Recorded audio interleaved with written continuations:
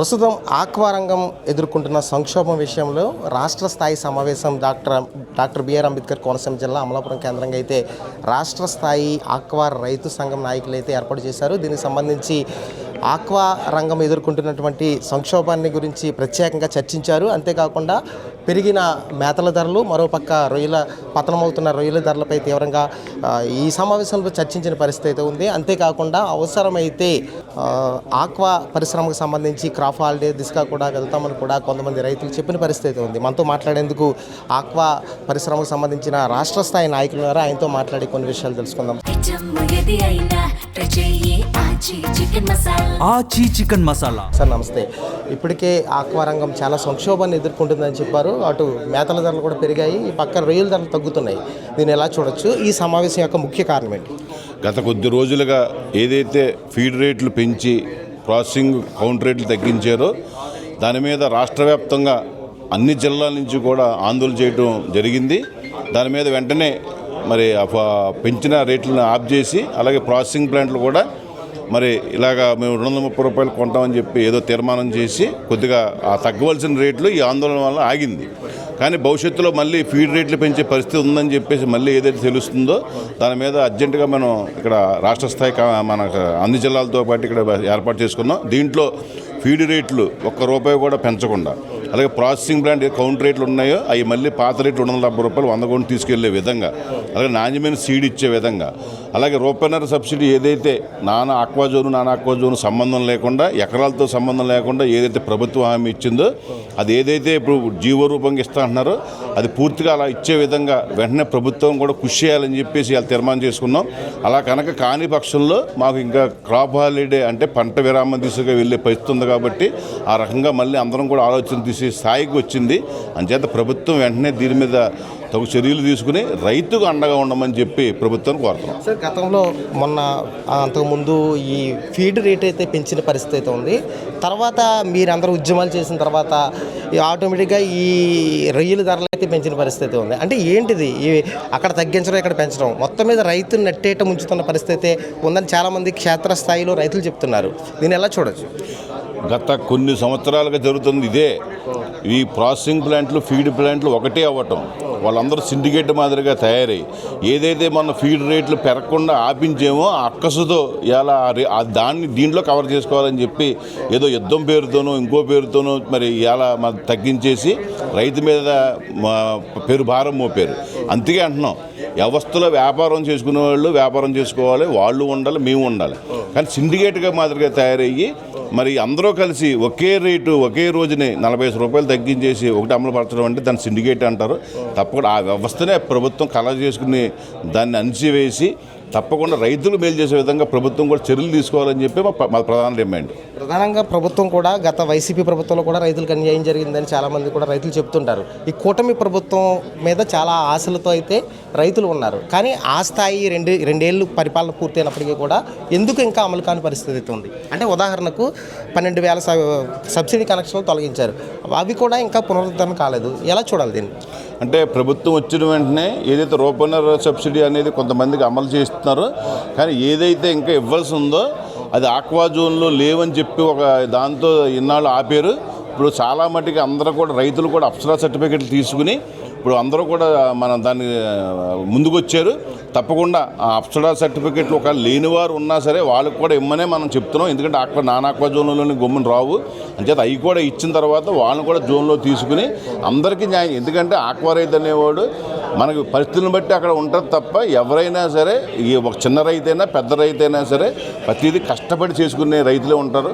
తప్పకుండా వాళ్ళందరికీ న్యాయం చేయాలంటే ప్రభుత్వం ఏదైతే హామీ ఇచ్చిందో అది aqua zone non aqua zone లేకుండా అందరికీ ఎకరాలతో సంబంధం లేకుండా ఈ రూపాయన్నర సబ్సిడీ మాత్రం అందరికీ అందజేయమనే మేము కోరుతున్నాం. వ్యవసాయ రంగానికి సంబంధించి ప్యాడీకి సంబంధించిన పంట విరామం అనేది దేశవ్యాప్తంగా సంచలనం సృష్టించింది. దానికి కేంద్రంగా కోనసీమ కేంద్రమైంది. ఇప్పుడు కూడా ఆక్వా పరిశ్రమకు సంబంధించి అటువంటి సంచలనమైన నిర్ణయం తీసుకునే అవకాశం ఉందానికి వచ్చా?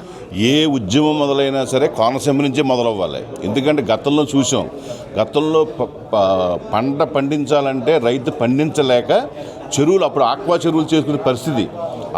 అప్పుడే ఈ చెరువులన్నీ పెరిగినాయి, రైలు చెరువులు పెరిగినా, చేపల చెరువులు పెరిగినా.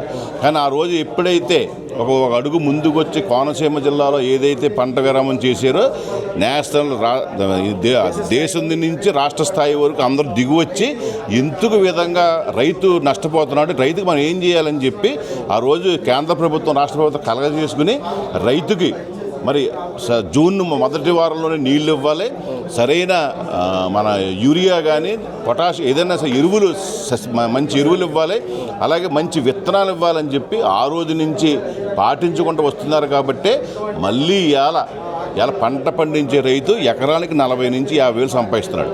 అందుకే ఇవాళ ఎవరు ఆ చెరువులు చేయడానికి కొత్తగా చెరువులు చేయడానికి ఏమీ లేవు. ఇవాళ ఎవరో కూడా పండించే పంట రైతు ఎవరో కూడా చెరువులు ఇవ్వట్లేదు. అటువంటి పరిస్థితి ఆక్వా రైతుకు ఎందుకు కలగజేయరు? ఇవాళ ఆ పరిస్థితుల వల్లే మళ్ళీ మరో ఉద్యమం కోనసీమ నుంచే మొదలయ్యే పరిస్థితి ఉంది. డాలర్ల పంటగా పేరు పొందినటువంటి ఆక్వా పరిశ్రమకు సంబంధించి దేశానికి అత్యధికంగా విదేశీ మారకద్రవ్యాన్ని తీసుకొచ్చే పరిస్థితి ఉంది. అయితే ఎందుకు విదేశీ పెట్టుబడులు ఆహ్వానిస్తున్న ప్రభుత్వాలు ఆక్వా పరిశ్రమను ఎందుకు నిర్లక్ష్యం చేస్తున్నాయి? ఖచ్చితంగా విదేశీకి మారద్రవ్యం వస్తుందంటే ఖచ్చితంగా మనకు ఆక్వా పరిశ్రమలు అండి. ఆక్వా పరిశ్రమ లేకపోతే కూడా ఇప్పుడున్న పరిస్థితి ఇంకా దారుణంగా ఉన్నాం. ఒక విధంగా రైతు నష్టపోతూ కూడా రాష్ట్రాన్ని దేశాన్ని బతికిస్తున్నాడంటే అది కేవలం ఒక ఆక్వా రైతు వల్ల అయింది. ఖచ్చితంగా మేము లక్షల్లో దానికి పెట్టుబడి పెట్టి ఒక ఎకరాన్ని చెరువు పెట్టుబడి పెట్టి తవ్వాలంటే సుమారు 7 నుంచి 8 లక్షల రూపాయలు ఒక ఆక్వా చెరువుకి పెట్టుబడి రూపంతో అవుతుంది. దాన్ని మేము తిరిగి సంపాదించుకోవాలంటే సుమారు 3 నుంచి 4 సంవత్సరాల కాల వ్యవధి పట్టే సమయం ఉంది. అలా అన్నా సరే ఇంకో చెరువు చేయలేక ఇంకో పరిస్థితి చేయలేక ఉన్నదాన్నే కాపాడుకుంటూ నాణ్యమైన సీడ్ కావాలి, నాణ్యమైన ఫీడ్ కావాలి, నాణ్యమైన మెడిసిన్ కావాలని చెప్పి మేము అందరూ కూడా అడుగుతున్నాం. దాని మీద వ్యవస్థ ప్రభుత్వ పరంగా కూడా ఖచ్చితంగా కూడా ఎంక్వైరీ జరుగుతూ ఉండాలి.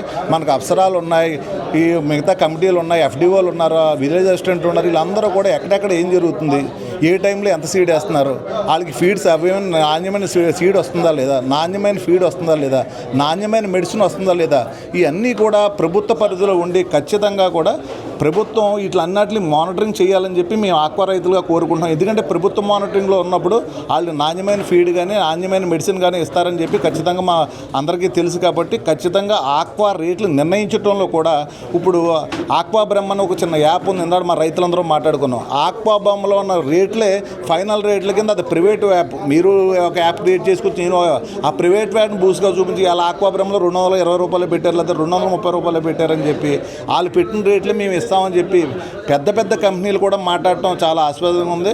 ఖచ్చితంగా గవర్నమెంట్ దీంట్లో కలగ చేసుకోవాలి.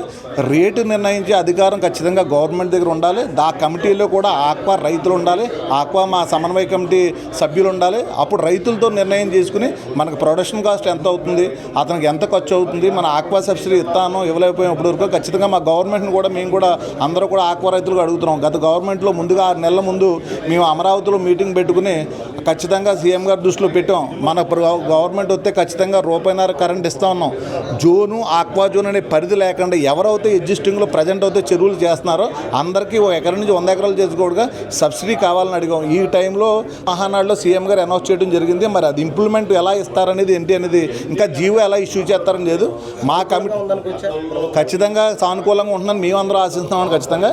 ఎందుకంటే మా కమిటీ కూడా నిర్ణయించింది ఏంటంటే రేపు జీవో ఇష్యూ చేసినప్పుడు ఈ జోను ఆక్వా జోను లేకుండా ఎవరైతే ఎగ్జిస్టింగ్లో ఉన్నారో అందరు రైతులకి ఆక్వా జోన్లు ఇవ్వాలని చెప్పి మా సంఘ ప్రతినిధులు ఇక్కడ ఎవరైతే లీడర్లు కూడా రేపొద్దున గవర్నమెంట్ తెలియజేయడం జరుగుతుంది. Thank you. మీరు చెప్పండి సార్, పంట విరామం ఉద్యమానికి సంబంధించి కోనసీమ కేంద్రంగా అప్పట్లో సంచలనం సృష్టించింది. అప్పటి ఉద్యమంలో మీరు కూడా భాగస్వామ్యం ఉన్నారని మాకు తెలుసు.